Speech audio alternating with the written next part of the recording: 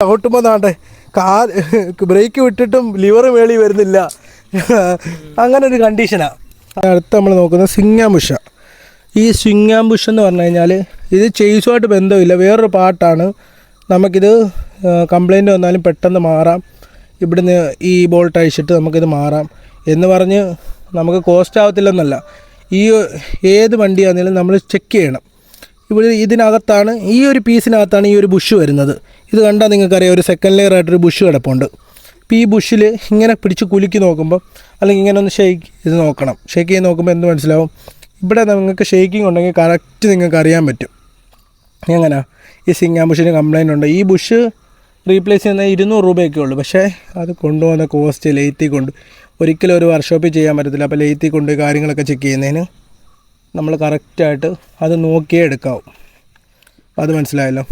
അപ്പോൾ അതിൻ്റെ സെക്ഷൻ കഴിഞ്ഞു. പിന്നെ ഉള്ളതെന്ന് പറഞ്ഞു കഴിഞ്ഞാൽ ഈ ടയറിൻ്റെ ഈ ഒരു ആട്ടം നിങ്ങൾ ശ്രദ്ധിച്ചോ. ഇത് മെയിനായിട്ട് നിങ്ങൾ നോട്ട് ചെയ്യേണ്ട ഒരു കാര്യമാണ്. ഇപ്പോൾ കണ്ടോ, ഈ ഒരു ആട്ടം കണ്ടോ? ഈ ഒരു ആട്ടം എന്നുള്ളത് എന്നോട് ഞാനൊരു ഡീലറിൻ്റെ കയ്യിൽ നിന്നാണ് വണ്ടി എടുത്തത്.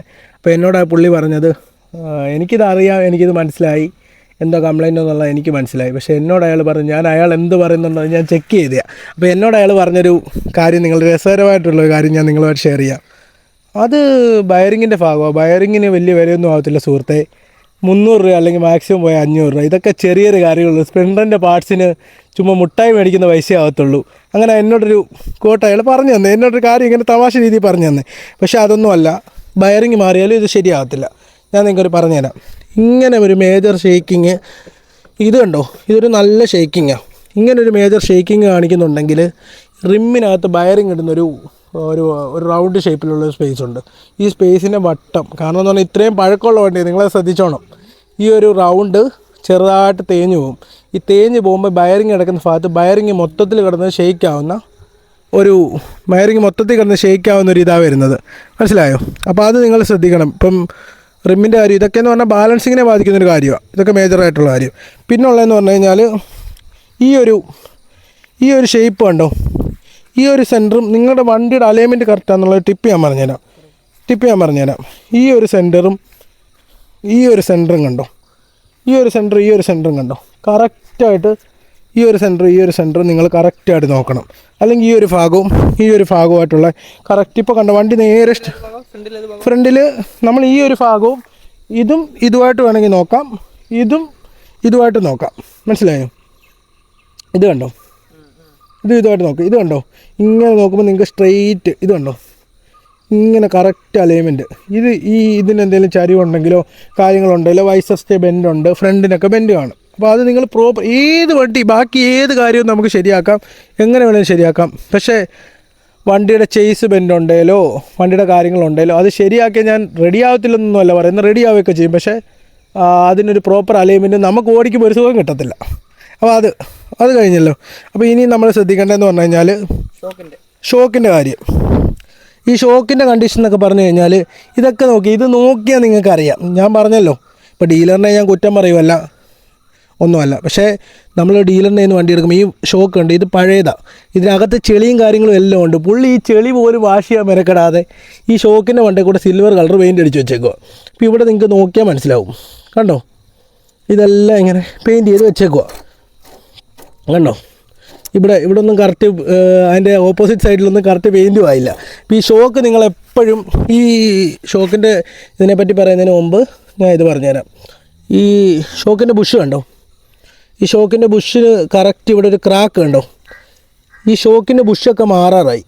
ഈ ക്രാക്കൊന്നും ഷോക്കിൻ്റെ ബുഷിൽ ഒരിക്കലും ഈ ക്രാക്കും കാര്യങ്ങളൊന്നും വരത്തില്ല. ഇത് ക്രാക്കായിട്ടും ഇത് നല്ല രീതിയിൽ ഈ നട്ട് ടൈറ്റ് ചെയ്ത് വെച്ചേക്കുക, ഈ ഷോക്ക് വെളിയിലോട്ട് വരാതിരിക്കാനൊക്കെ ഉണ്ട്. അതുപോലെ ഇവിടെ മേളിൽ ഒരു ബുഷ് വരും, മേളിലത്തെ ബുഷ് ഓക്കെയാണ്, താഴത്തെ ബുഷിലുണ്ട് ഈ ക്രാക്കൊക്കെ സംഭവിച്ചേക്കുന്നുണ്ടോ.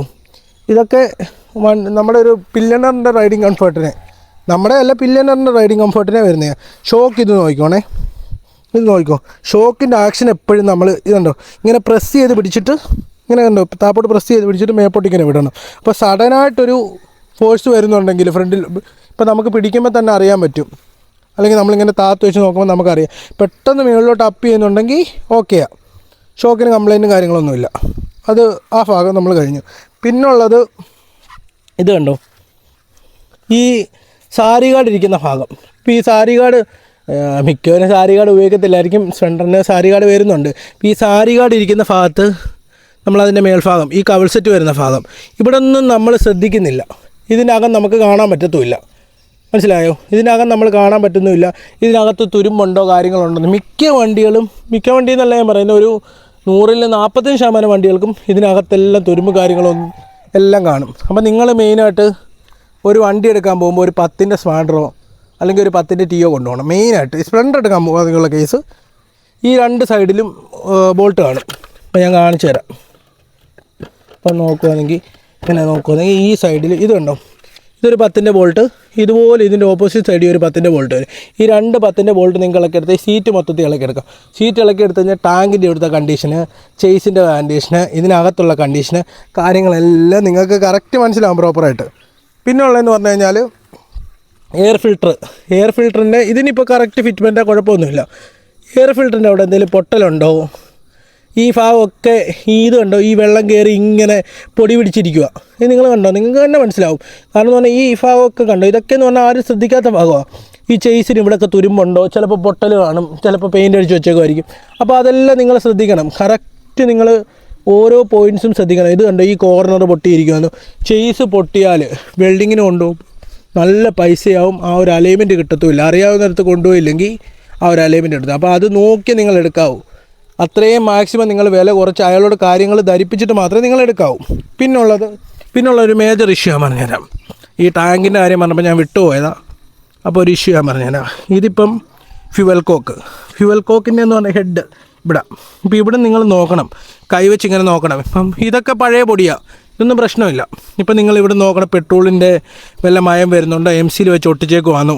ഇവിടെ നിന്ന് നമ്മളിപ്പം ഇങ്ങനെ വണ്ടി എടുക്കാൻ പോകുമ്പോഴത്തേക്ക് ഇങ്ങനെ അടിയിൽ കൂടെ കയറി നമ്മൾ നോക്കത്തൊന്നുമില്ല. ആ ഒരു ആവശ്യത്തിൽ ഞാൻ പറഞ്ഞല്ലോ. ഇപ്പോൾ ഇവിടെ നിങ്ങളിങ്ങനെ കൈ വെച്ച് നോക്കണം, ഇച്ചിരി പൊടിയൊക്കെ ആവും, നമ്മുടെ കാര്യം അത് നമ്മൾ ചെയ്യണം. ഇപ്പോൾ കണ്ടോ, എൻ്റെ കൈ മൊത്തം ഈ വെറ്റായിട്ടുള്ള പൊടികളാണ്, ഡ്രൈ ആയിട്ടുള്ള കറക്റ്റ്. ഇത് നമുക്കറിയാം, നമുക്കൊരു പഴയ ഒരു പൊടിയാണെന്നുള്ളത് അറിയാം. അപ്പോൾ അവിടെ നമുക്ക് പ്രശ്നമില്ല. ഇപ്പോൾ പെട്രോളിൻ്റെ നനവുണ്ടേലോ ഇതുണ്ടേലോ നമുക്ക് ആ രീതി, ഇപ്പോൾ ഇങ്ങനെ പെട്രോളിൻ്റെ സ്മെല്ലുണ്ടോ എന്നൊക്കെ ഇങ്ങനെ നമ്മൾ നോക്കണം. ഇപ്പോൾ ഇത് കണ്ടോ, ഇതിൻ്റെ കണ്ടീഷൻ എന്ന് പറഞ്ഞു കഴിഞ്ഞാൽ ഒരു ഓക്കേശ. ഇത് കണ്ടോ, ചുമ്മാ അങ്ങോട്ടും ഇങ്ങോട്ടും പോയി ഇവിടെയൊക്കെ തുരുമ്പായി, ഇതൊക്കെ ഇതായി. ഇത് കറക്റ്റ് അല്ലെങ്കിൽ വണ്ടി പെട്രോൾ ഓവറായിട്ട് പോവും, കറക്റ്റ് വർക്കിങ്ങും കിട്ടത്തില്ല, പെട്രോൾ ഓവറായിട്ട് പോവും. ഇത് കറക്റ്റ് ആയിരിക്കണം. നല്ലൊരു പുതിയത് മേടിച്ച് വെച്ചാലും 10-500 രൂപ ആവത്തുള്ളൂ. അതൊക്കെ നമ്മൾ പറയണം വണ്ടി എടുക്കാൻ പോകുമ്പോൾ. പിന്നെ ഉള്ളതെന്ന് പറഞ്ഞു കഴിഞ്ഞാൽ എയർ ഫിൽറ്റർ, അത് കുഴപ്പമില്ല. എയർ ഫിൽറ്ററൊക്കെ കോമൺ ആയിട്ട് നമുക്ക് പെട്ടെന്ന് മാറ്റാൻ പറ്റുന്ന കാര്യങ്ങളാണ്. പിന്നുള്ള ബ്രേക്ക് നിങ്ങൾ നോക്കിക്കോ. ഇപ്പോൾ നമ്മൾ ഈ ബ്രേക്ക് നമ്മൾ നോക്കുവാണെങ്കിൽ ഇത് കണ്ടോ, ഇതില്ലേ അയലിട്ട തുണിയുടെ കൂട്ടി ഇങ്ങനെ കിടന്ന് ആടുക. ഇത് നോക്ക്, നമുക്കൊരു ബ്രേക്ക് ഒരു സുഖവും കിട്ടുന്നില്ല. ഇങ്ങനെ ചവിട്ടുമ്പോൾ നാട്ടെ ബ്രേക്ക് വിട്ടിട്ടും ലിവർ മേളി വരുന്നില്ല, അങ്ങനെ ഒരു കണ്ടീഷനാണ്. അപ്പോൾ ഇത് നിങ്ങൾ ശ്രദ്ധിച്ചോണം. ഇതിപ്പം കമ്പനിയിൽ നിന്ന് ഇറക്കിയ ആൾക്കാർ പറയും ഇതെന്തുവാടെ ഈ കഴിഞ്ഞ ആഴ്ച കമ്പനിയിൽ നിന്ന് ഇറക്കിയ വണ്ടിയാണെന്നൊക്കെ ചോദിക്കും. പക്ഷേ കമ്പനി ഇറക്കിയ വണ്ടിയൊന്നുമല്ല. പക്ഷേ ഈ ലിവറും ഞാൻ നിങ്ങൾക്ക് പറഞ്ഞുതരാം. ഈ ലിവറ്, ഈ പിന്ന്, ഇവിടുത്തെ ഒരു അഡ്ജസ്റ്ററുണ്ട്, ഈ ഒരു അഡ്ജസ്റ്റിംഗ് നട്ട്, ഇത് പ്രോപ്പറായിട്ടുള്ളതാണെങ്കിൽ നിങ്ങൾക്കിത് കറക്റ്റ് പുതിയ വണ്ടി മാറി നിൽക്കുന്ന രീതിയിൽ നിങ്ങൾക്ക് ഫിറ്റ്മെൻ്റ് ആക്കാൻ പറ്റും. ഞാനതിന് ഗ്യാരണ്ടി പറയാം നിങ്ങൾക്ക്. നിങ്ങളതെല്ലാം, പക്ഷെ ഇതെല്ലാം നോക്കണം. നിങ്ങൾ ഈ വണ്ടി എടുക്കാൻ പോകുമ്പോൾ ഇതെല്ലാം കാര്യം ശ്രദ്ധിക്കണം. ഇതിനൊരു 400 രൂപ വില വരും, ഈ റാഡിനൊരു 150 രൂപ വില വരും, ഈ സ്പ്രിങ്ങിനൊരു 50 രൂപ വില വരും. അപ്പം തന്നെ എത്ര രൂപയായി? ഒരു അറൗണ്ട് ഒരു 1000 രൂപയ്ക്കകത്ത് കോസ്റ്റായി. ഇത്രയും ചെറിയൊരു കംപ്ലയിൻറ്റ് നിങ്ങൾ ആലോചിച്ചോണം. ഈ പിന്നൂരി വെളിയിലോട്ടിട്ട് ഇതൊരെണ്ണം പുതിയത് കയറ്റി ഇതൊരെണ്ണം അഡ്ജസ്റ്റ് ചെയ്താൽ മാത്രം മതി. അപ്പം നിങ്ങൾ ഇത് വെച്ച് നിങ്ങൾ മനസ്സിലാക്കിക്കോണം എന്തെല്ലാം സംഭവിക്കാം, എത്ര രൂപ വരാൻ ഉള്ളത്. ഇപ്പം നിസാര ഒരു ഇൻഡിക്കേറ്റർ നമ്മുടെ അളവിൽ നോക്കുവാണെങ്കിൽ എന്ത് പറ്റും, ഇൻഡിക്കേറ്റർ 4 ലൈൻ ഊരി കൊടുത്താൽ മതി എന്നൊക്കെ നമുക്ക് ചിലപ്പോൾ അറിയായിരിക്കും. അപ്പോൾ നമ്മളത് വീട്ടിൽ ഇരുന്ന് പോലും നമ്മൾ ചെയ്യത്തില്ല. അപ്പോൾ കറക്റ്റ് ആയിക്കോട്ടെ, കറക്റ്റ് കണക്ഷൻ ആയിക്കോട്ടെ എന്ന് പറഞ്ഞ് നമ്മളൊരു ഇലക്ട്രീഷ്യൻ്റെ അടുത്ത് കൊണ്ടുപോകും. അപ്പോൾ ഈ ഇലക്ട്രീഷ്യൻ്റെ അടുത്ത് കൊണ്ടുപോകുമ്പോഴാണ് നമുക്ക് ഇതിനെ മനസ്സിലാവുന്നത്. 4 ഇൻഡിക്കേറ്റർ മാറി, അത് കഴിഞ്ഞപ്പോഴത്തേക്ക് നമ്മൾ ബസർ വെച്ചു, അത് കഴിഞ്ഞപ്പോൾ നമ്മൾ അത് ചെയ്തു ഇത് ചെയ്തു. അപ്പോൾ ഈ സെക്കൻഡ് ഹാൻഡ് വണ്ടി എടുക്കുമ്പോൾ നിങ്ങൾ ഈ കംപ്ലൈൻറ്റുകളും കാര്യങ്ങളും എല്ലാം നിങ്ങൾ മനസ്സിലാക്കി വെച്ചണം. ഓരോ ഈ കോർണേഴ്സും നിങ്ങൾ കറക്റ്റ് ചെക്ക് ചെയ്യണം. കാരണം എന്ന് പറഞ്ഞു കഴിഞ്ഞാൽ പൈസ നിങ്ങളുടെയാണ്. അപ്പോൾ നിങ്ങളങ്ങനെ ചെക്ക് ചെയ്ത് നോക്കി നല്ലൊരു വണ്ടി എടുക്കുക. എന്നിട്ട് നിങ്ങൾ എങ്ങനെ ഉണ്ടെന്ന് നിങ്ങളുടെ അഭിപ്രായം, ഇതുപോലെ നിങ്ങൾ എവിടെയെങ്കിലും വണ്ടി എടുക്കാൻ പോയിട്ട് നിങ്ങളുടെ അഭിപ്രായം കറക്റ്റായിട്ട് ഷെയർ ചെയ്യണം. അപ്പോൾ ഓക്കെ ബൈ. അപ്പോൾ ഗൈസ് അളിയനോട് എനിക്കൊരു ബിഗ് താങ്ക്സ്. Thank you. മതി. ഓക്കെ.